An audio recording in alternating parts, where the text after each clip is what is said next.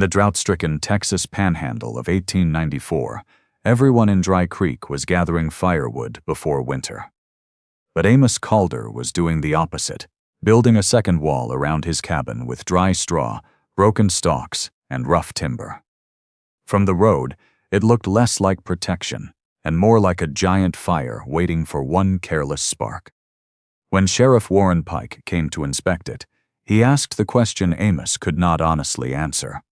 What happens when a spark falls from that stovepipe? That night, Amos stood alone in the yard as a glowing ember lifted from the chimney and drifted toward everything he had built. It died harmlessly in the dirt, but for the first time, Amos wondered if the thing meant to protect his home might be the very thing that destroyed it.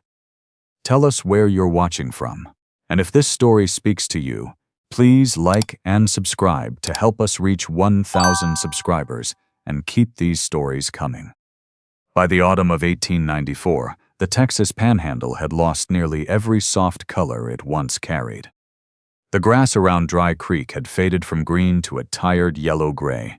Shallow ponds had shrunk into dark rings of cracked mud, and the wind moved over the open country with nothing to slow it.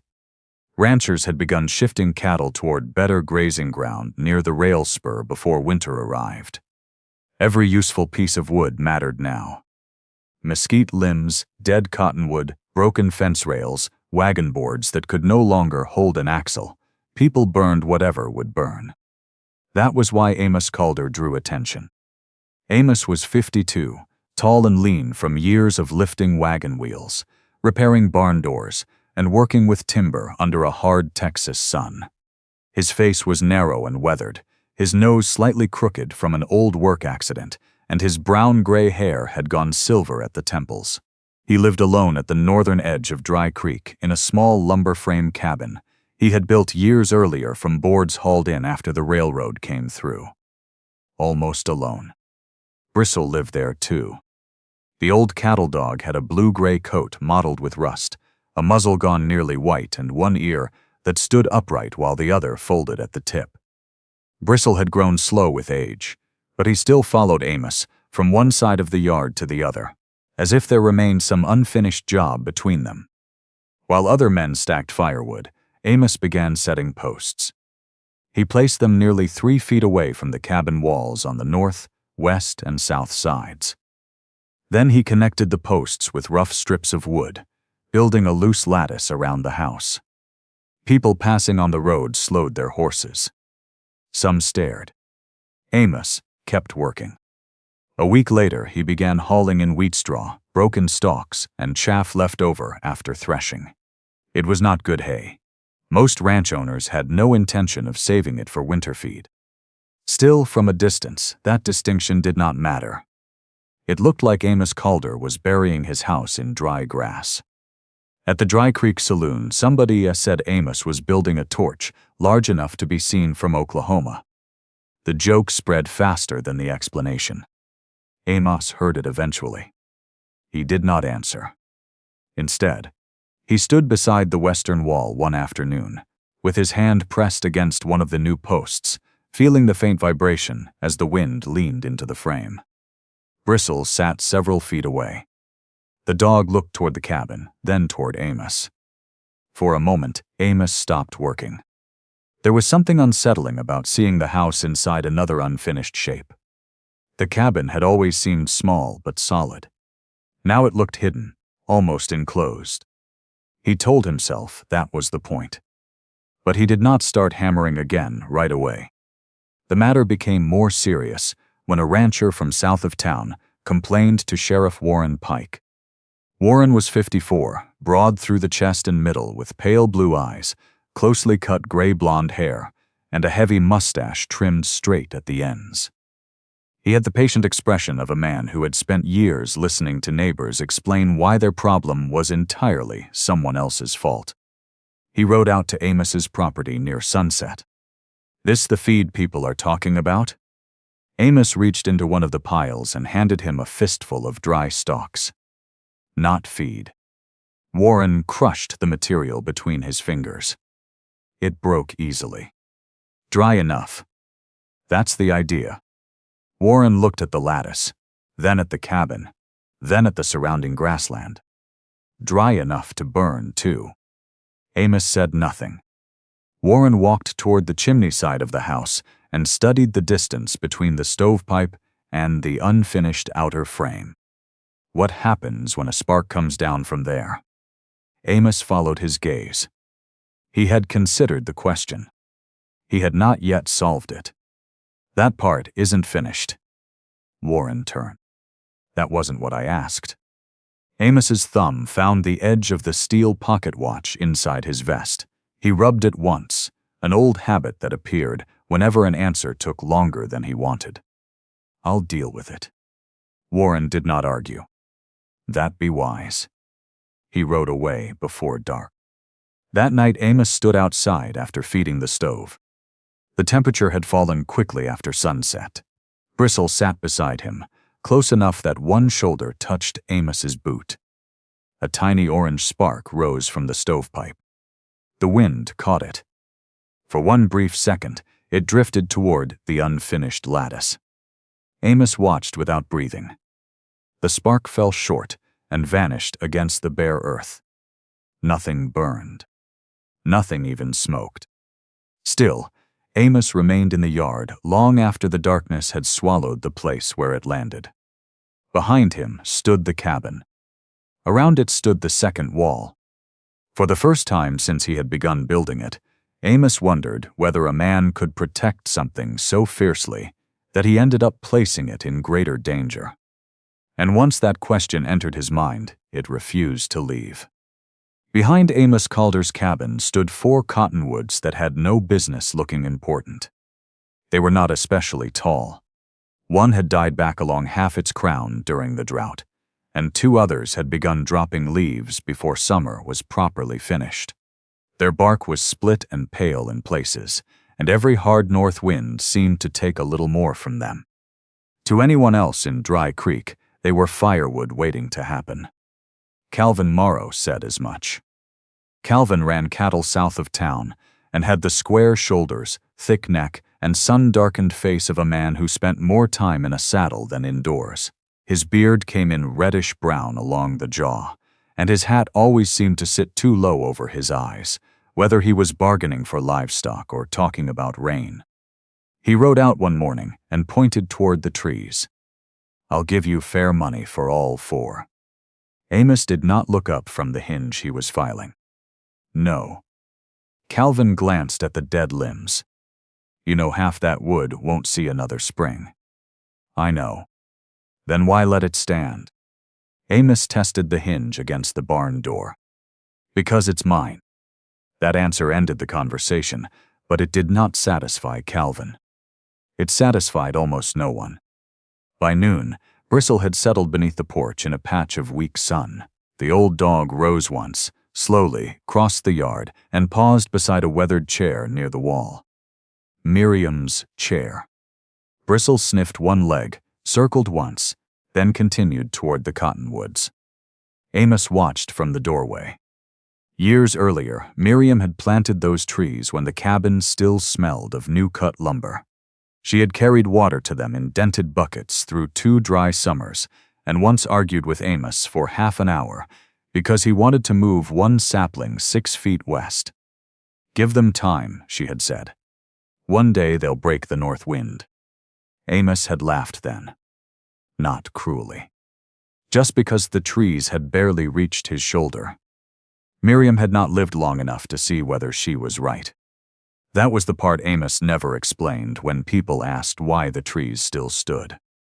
The wall of straw was not only about keeping the cabin warm.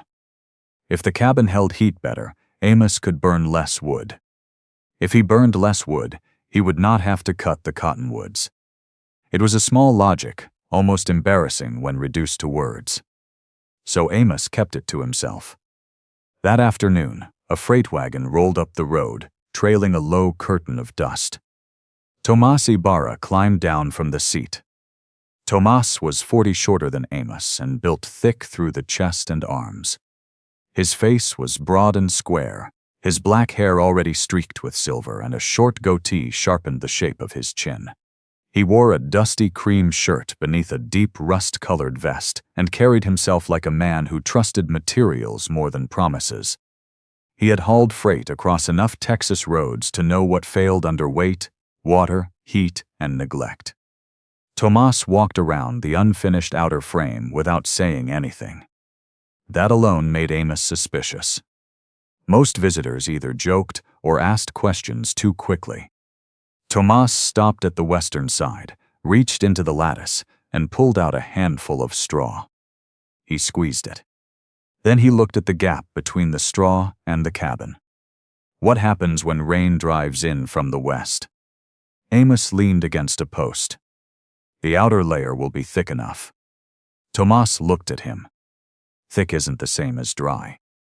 He tapped twice against the wooden lattice with one finger. If water gets in here and the air can't move, this stays wet.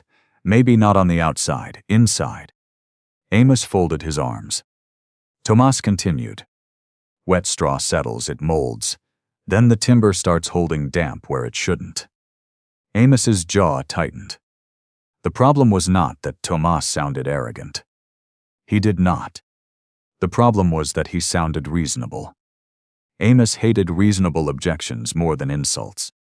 Insults could be ignored. Reason had to be answered. I asked if you saw a problem, Amos said. I didn't ask you to fix it. Tomas studied him for a moment. A faint smile touched one corner of his mouth, but there was no humor in it. That may be the problem. Amos looked away. Bristle had moved beneath one of the cottonwoods and was standing with his nose toward the wind. Tomas picked up his gloves. I've got freight to move before dark. He climbed back onto the wagon. Amos remained by the wall. The wheels rolled away. Dust settled behind them. For a long time, Amos stared at the western lattice. Then his eyes drifted toward the cottonwoods. One dead branch moved against the sky with a dry wooden click. The trees had once been Miriam's promise about the future. Now Amos had turned them into something else. A line he refused to cross. He placed both hands on the unfinished frame. For the first time, Tomas's warning did not sound like criticism. It sounded like a question Amos had been avoiding for years. How much could a man preserve before preservation itself became another kind of damage? Tomas was gone. The yard was quiet again. But his words were not. The rain came from the west and stayed longer than anyone in Dry Creek expected. It was not a violent storm. There was no dramatic thunder, no black wall of cloud rolling across the plains. It was simply steady, slanting rain driven hard enough by the wind to find every weak edge of Amos Calder's unfinished work. For nearly 2 days, the western side of the cabin remained dark with moisture. When the sky finally cleared, Amos waited. The outer straw dried first. By the 3rd day, the surface looked almost normal again. That should have reassured him. Instead, something smelled wrong. Amos caught it while carrying a box of iron fittings past the western wall, a faint, earthy dampness beneath the cleaner scent of drying grass. He stopped. Bristle lifted his head from the porch. Amos set down the box and pressed his hand between 2 strips of lattice. The straw near the surface felt dry. He reached deeper. Cold. Then wet. Amos pulled out a handful. The inner fibers had darkened. He stood with the damp straw in his palm for several seconds before dropping it. Tomas had been right. That realization carried no satisfaction for anyone. No neighbor was there to laugh. No sheriff stood nearby to remind him about danger. No rancher watched from horseback. There was only Amos, the old dog, and nearly 3 weeks of work holding water where Amos had intended to keep warmth. He fetched a pry bar. By noon, the first section was down. By late afternoon, most of the western lattice lay in pieces across the yard. Amos did not destroy it in anger. That would have been easier. He removed each board carefully, pulled nails that could be used again, separated dry straw from damp, and stacked the salvageable lumber beneath the porch roof. Bristle followed the work at a distance. Once, the dog settled beside a pile of boards as though guarding them. Amos almost told him to move. He stopped himself. "There's nothing worth guarding there," he said. The words sounded different once they were spoken aloud. That evening, Amos ate little. After dark, he lit one lamp and carried it into the bedroom. At the foot of the bed sat Miriam's old wooden chest. He had opened it before. Many times. But always with a purpose already chosen. A shirt. A receipt. A ribbon he had once found caught between folded linen. He had never searched it looking for an answer. That night, he did. Inside were old household bills, cloth bundles, several letters, and a soft-covered notebook with worn corners. Amos knew the notebook. He had seen Miriam writing in it at the kitchen table, often after everyone else would have considered the day finished. He had read parts of it after her death. Recipes, lists, names, measurements that meant little to him then.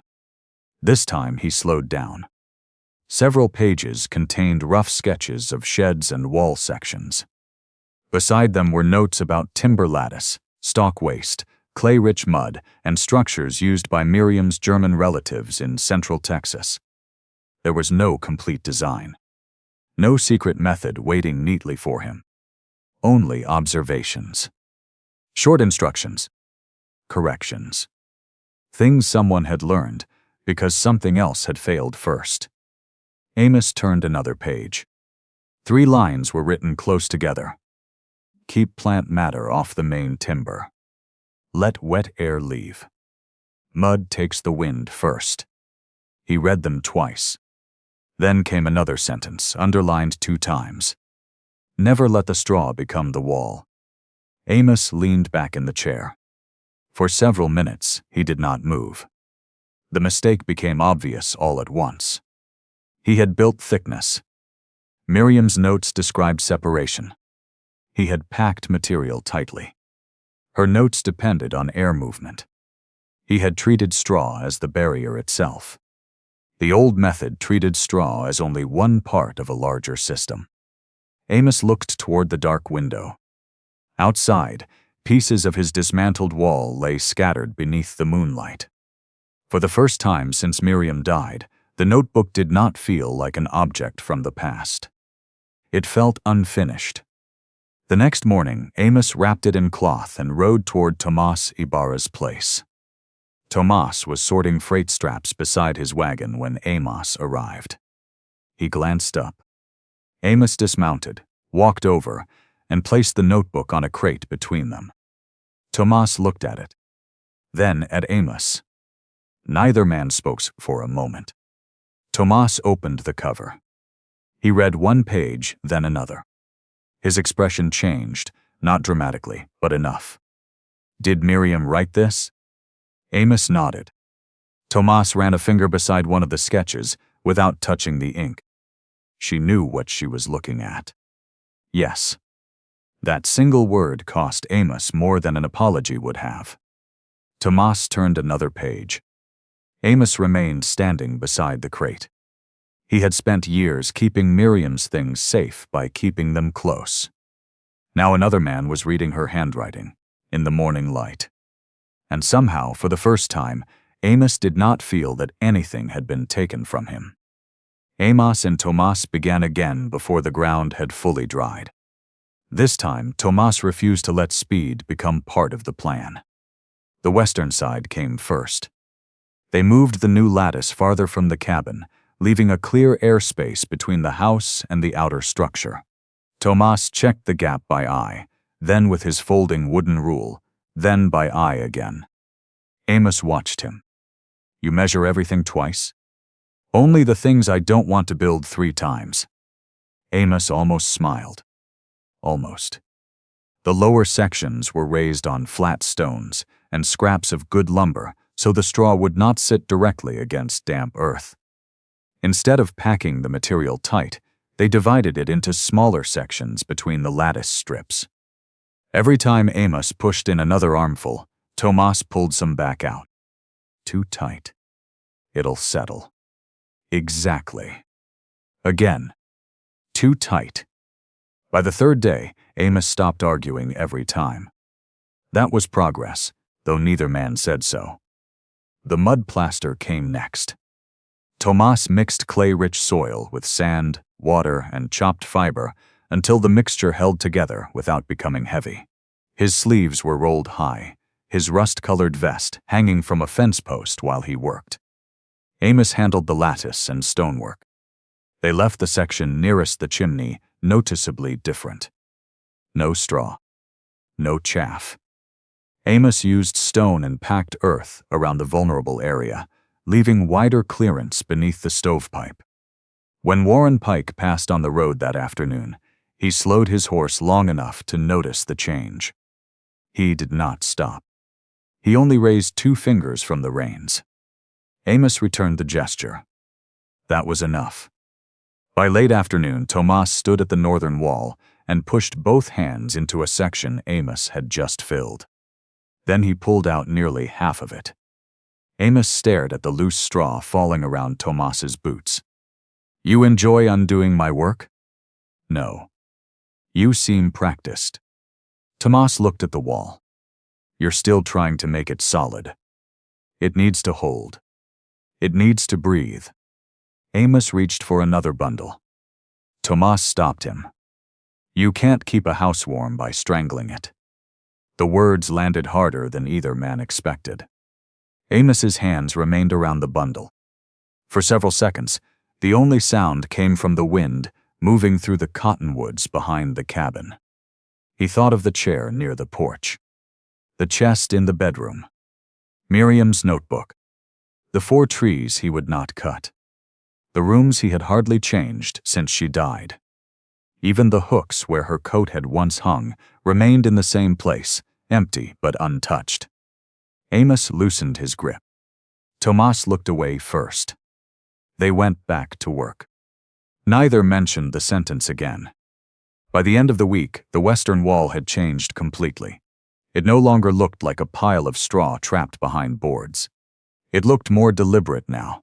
Layers, gaps, plastered sections, exposed stone near the chimney. Not neat. Not pretty. But thoughtful. Far north of Dry Creek, another kind of preparation was underway. At Broken Spur Ranch, Silas Reed studied the horizon from horseback. Silas was 47, lean and long-legged, with dark auburn hair beginning to gray near the temples. He kept his face clean-shaven, uncommon enough among the older cowhands to make him easy to recognize at a distance. A muted brick-red neckerchief sat beneath his faded indigo shirt, and his light gray felt hat was pulled low against the afternoon glare. He had managed men and cattle long enough to distrust weather that changed its mind too quickly. Broken Spur needed to move roughly 430 head from a grazing range that had given almost everything it had. The cattle were supposed to be taken toward a sheltered draw nearer the rail spur, where the ranch could hold them through the colder weeks. The move had been planned for the following morning. Silas changed it. An older ranch hand beside the corral watched a bank of dull color forming in the northern sky. "North wind's coming ugly," the man said. Silas did not answer immediately. Years earlier, he might have waited for certainty. He had learned what certainty could cost. "Get the crew mounted before sundown," he said. The older man turned toward him. "We're moving tonight. We're starting before the weather does." Back at Amos's cabin, the final section of wet plaster darkened slowly as evening settled over Dry Creek. Amos stood beside Tomas, looking at the space they had deliberately left between the 2 walls. For most of his life, Amos had believed strength came from closing gaps. Now the thing meant to protect his home depended on leaving one open. Miles away, Silas Reed was making a different decision for the same reason. Sometimes survival began not with holding tighter, but with changing course before the wind forced the choice. The afternoon began warm enough to make winter feel distant. By 3 o'clock, the cattle at Broken Spur were moving under a pale sky, dust lifting around their hooves as Silas Reed led the crew south toward the sheltered draw. Then the wind changed. Not gradually. It turned all at once. The first blasts came from the north, with enough force to flatten the dry grass and send loose chaff racing across the ground. Silas felt the temperature drop against his face before anyone said a word. He pulled his light gray hat lower. Keep them moving. The cattle had already noticed. Heads lifted, the herd tightened. Several animals began pressing against the line, searching instinctively for lower ground. Silas shifted 2 riders toward the eastern edge and sent another pair forward to open space at the mouth of the draw. Within an hour, the afternoon seemed to have lost an entire season. Dust became needled against exposed skin. The sky hardened into a dull iron color. Small pellets of sleet began skipping sideways across the prairie. The rear supply wagon was the first thing to fail. A sharp crack came from the left wheel. Edwin March swore before the wagon even stopped. At 61, Edwin was narrow as a fence rail, with thinning gray-white hair, short silver sideburns, and the habit of treating every piece of wagon hardware as though it had personally offended him. He climbed down, crouched beside the wheel, and ran one hand over the hub. Bearings binding. Silas looked toward the herd. They could not stop 400 head in open country for one wagon. Can you move it? For a while. That isn't what I asked. Edwin gave him a dry look. No. Silas made the decision quickly. The main crew would continue taking the herd into the draw. He would remain with Edwin and one other man. That man was Beckett Sloan, 38, sandy-haired, freckled across the nose, and younger in manner than most of the Broken Spur hands. Beckett had been riding cattle long enough to know when joking helped and when it did not. This was the second kind of moment. The rest of the crew disappeared slowly into the blowing dust and sleet. 3 men remained beside the wagon. For the next 40 minutes, Edwin tried every temporary fix he trusted enough to attempt in that wind. None held. Finally, he sat back on his heels. If we break the axle out here, we'll have less wagon than we started with. Silas stared north, then west. The cold had deepened again. His eyes watered in the wind. We leave it. Edwin looked almost personally wounded. We leave the wagon. We leave the wagon. That was when Beckett stopped pretending the situation was ordinary. Silas knew a place. Years ago, before Amos Calder stopped traveling much, he had repaired wheels, axles, barn doors, and harness hardware for Broken Spur. His cabin sat only a few miles southwest of their position. Under a clear sky, that distance meant little. In a blue norther, it meant enough. They moved the wagon behind the shallowest rise they could find, tied down the canvas, took blankets, water, matches, and a small tool roll, then started walking. The wind erased their tracks almost as quickly as they made them. By the time Amos heard pounding at his door, darkness had settled over Dry Creek. Bristle reacted first. The old dog lifted his head from beside the stove, struggled to his feet, and walked toward the entrance. Amos opened the inner latch but kept one hand on the door. 3 figures stood outside. Silas Reed was nearest. His indigo shirt was hidden beneath a heavy slate-brown coat, his brick-red neckerchief darkened by sleet. Behind him stood Beckett, breathing hard, his sandy hair wet beneath his hat, and Edwin, smaller and older, wrapped tightly in a dark green coat with one hand still gripping his tool roll. Bristle stepped forward. Silas crouched slightly and held out one gloved hand. The dog sniffed it. For one moment, nothing happened. Then Bristle's tail struck the floor once. Then again. Silas smiled. Well, somebody remembers me. Amos did too. He remembered Silas younger, riding into his yard with a broken trace chain and twice as much confidence as good judgment. That had been years ago. Before Amos stopped taking many jobs, before the house became so quiet, the wind shoved against the door. Amos looked past the three men toward the darkness outside. Then he looked back into the cabin. One table, two chairs, a narrow bed, the stove, Bristle's blanket, a room arranged for one man who had spent years learning not to expect company. Silas did not ask. That made the choice harder. Amos stepped aside. He opened the door wider. Get in. The wind followed them inside for only a second before Amos shut it out. And with three strangers standing around his stove, dripping cold onto his floorboards, the cabin suddenly felt smaller than it had in years. But not emptier. The blue norther did not become a blizzard. There was no wall of snow swallowing Dry Creek, no deep drifts climbing the cabin door. The cold was harsher in another way. It was dry, fast, and relentless. Wind pressed against the north side of the cabin through the night, making the outer plaster creak and the stovepipe hum. By morning, the temperature outside had fallen far enough that even brief trips to the woodpile required gloves and a scarf pulled high across the face. Inside, the problem was space. Amos's cabin had never been built for 5 men. Edwin claimed the floor nearest the stove and slept with his dark green coat folded beneath his head.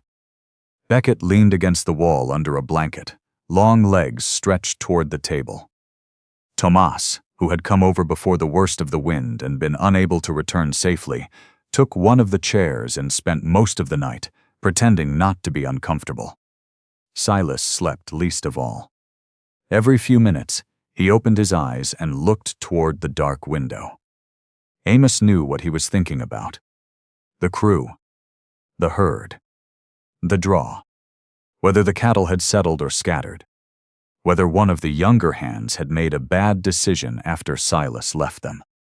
Near dawn, Silas stood and reached for his coat. Amos looked up from the stove. Wind hasn't dropped enough. I know. Silas kept his hand on the coat.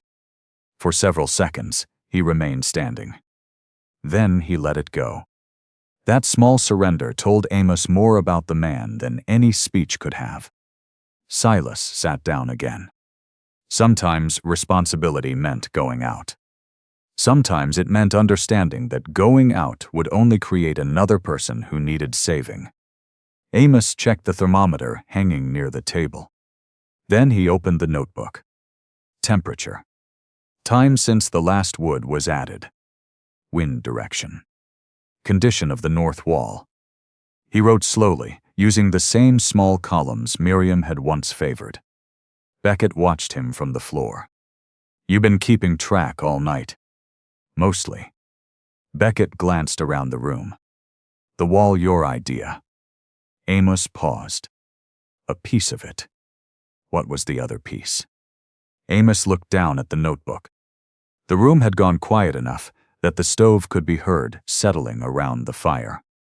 "My wife knew more than I gave her credit for." Beckett did not move. Amos continued before he could decide not to. "She wrote things down, materials, weather, what held, what failed. And you found the notes?" "I always had them." That answer changed the room. Not because anyone said anything. Because Amos heard what it meant. He had not been missing the knowledge. He had been refusing to use it fully. "My wife knew a great many things I took too long to learn," he said. No one laughed. Tomas only looked at the fire. Sometime after midnight, a sharp cracking sound came from the north side of the cabin. Everyone heard it. Edwin sat up immediately. That sounded expensive. Tomas gave him a tired look. "Good morning to you too." They waited until first light, when the wind eased enough to make a short inspection possible. Amos and Silas stepped outside. Cold struck through their coats at once. The northern outer wall showed damage. A section of mud plaster had split near one corner. Wind had pulled loose some of the surface straw beneath it, leaving fibers fluttering through the crack. Silas crouched. That bad? Amos pressed one gloved hand against the lattice. It held. He checked the lower edge, then the airspace behind the structure. Dry. No dampness against the cabin timber. No, he said, just not perfect. Silas stood. That usually means it was built by people. Amos looked at him. Then, unexpectedly, laughed. Only once. They went back inside. The stove still carried a steady fire. The wood stack was lower than the day before, but not alarmingly so. Amos had expected to spend the storm feeding the stove constantly. He had not. The outer layer had taken the wind. The air gap had done the quieter work. And for the first time, the system was holding heat for more than Amos and Bristle. Edwin warmed his hands. Beckett drank coffee. Tomas slept in the chair with his chin against his chest. Silas sat near the stove, finally still. Bristle lay in the middle of them all. At some point, the old dog shifted closer to Silas and lowered his head onto the toe of the ranch foreman's boot. Silas looked down. Amos saw it too. For years, he had believed Bristle understood the house the same way he did. A place belonging to what had been lost. A place that should remain unchanged because changing it felt too much like leaving someone behind. But Bristle had never guarded Miriam's empty chair. Not really. He had only rested beside it when it was warm. He had never cared who the room belonged to. He cared who was still in it. Amos closed the notebook. The house was crowded. Boots were in the wrong places. Wet coats hung where Miriam's things once had. Someone had moved a chair 3 feet from where it normally stood. And nothing terrible had happened. For the first time in years, the cabin did not feel like something Amos was preserving. It felt like something being used. When the wind finally eased, Dry Creek did not celebrate. Silas and Beckett left first. They returned to Broken Spur and found the herd where the crew had driven it, crowded into the sheltered draw, but safe. Edwin waited 2 more days before going back for the supply wagon, grumbling the entire time about men who abandoned perfectly repairable equipment in bad weather. No one in town organized a gathering for Amos. No one pinned a medal to his coat. A few ranchers came to see the outer wall. Some studied the plaster. Some asked about the air gap. One man shook his head and said he still trusted a proper windbreak more than a house wrapped in farm trash. Tomas happened to be standing nearby. He may be right, Tomas said. The man looked surprised. Tomas tapped the plaster twice with one finger. This works here because Amos kept the plant material off the timber, gave the moisture somewhere to go, and didn't pack the whole thing solid. Do it badly, and you'll trap water against the house. Amos nodded. That seemed to disappoint the visitor, more than an argument would have. The wall had worked. That did not make it a miracle. A few weeks later, Silas rode back to the cabin. He brought a different problem. Broken Spur owned an old line shack about 10 miles north of Dry Creek. Years earlier, line riders had used it while checking cattle and fence on the far end of the ranch. Now the roof sagged, the north wall leaked wind, and the little wood box inside was usually empty. Silas wanted it repaired before the following winter. Not another one of these, he said, pointing at Amos's wall. What then? Something that fits the place. Amos understood immediately. A better windbreak. Mud plaster where it made sense. An airspace where the wall needed one. Dry storage for emergency firewood. Nothing clever for the sake of being clever. Silas wanted Amos and Tomas to help. Amos said no. The answer came too quickly. Silas did not argue. He only nodded, mounted his horse, and rode away. That night, Amos sat on the porch with Bristle beside his boots. Behind them stood the cottonwoods. One had died completely. In the fading light, its branches looked almost white against the sky. Amos thought about Miriam's notebook. He had already shown it to Tomas.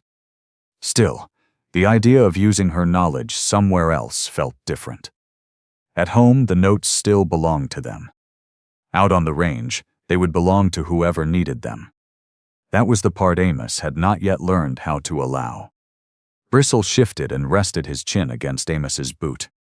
Amos looked down. "You're no help." Bristle closed his eyes. The next morning, Amos went to find Tomas. By spring, the three men were working on the line shack. They did not copy the cabin. The shack needed different things. Tomas repaired cracked mud plaster on the windward side. Amos rebuilt part of the timber frame and added a protected cavity where dry fuel could be stored above ground. Silas improved the windbreak using posts and brush, placed far enough away that drifting debris would not pile directly against the structure. The work was practical. Nothing more. Before they finished, Amos made one addition that neither man had asked for. He copied several pages from Miriam's notebook into a new one. Not her personal entries. Only the useful things. Notes about moisture, air, wind, clay. What to check after rain. What not to trust just because it looked solid. He placed the notebook inside a small wooden box fixed to the wall. On the first page, he wrote, "For whoever gets caught out here next." No signature. No explanation. By late summer, Amos was back at his cabin.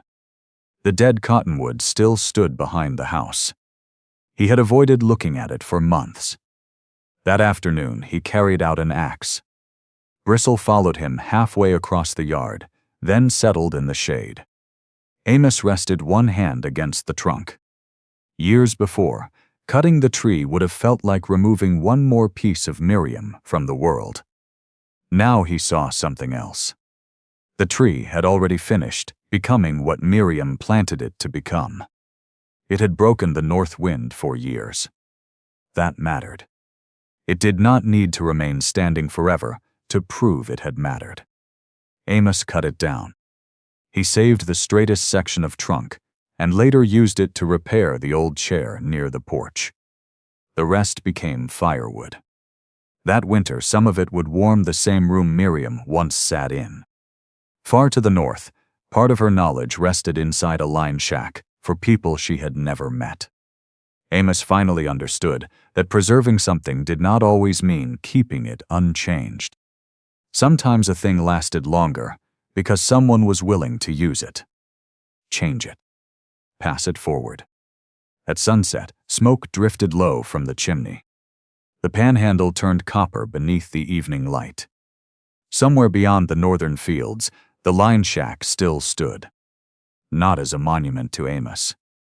Not as a monument to Miriam. Only as a warmer place for the next person who might need it. Some things are not meant to be preserved exactly as they were. Sometimes love asks us to let what we have been given keep serving a purpose, even after the person who gave it to us is gone. Amos discovered that Miriam's memory did not grow smaller when he shared her wisdom. It grew larger. And perhaps that is one of life's quiet graces. What we pass forward can continue warming places we may never see and helping people we may never meet. If this story reminded you of someone whose lessons still live in your life, share that memory in the comments.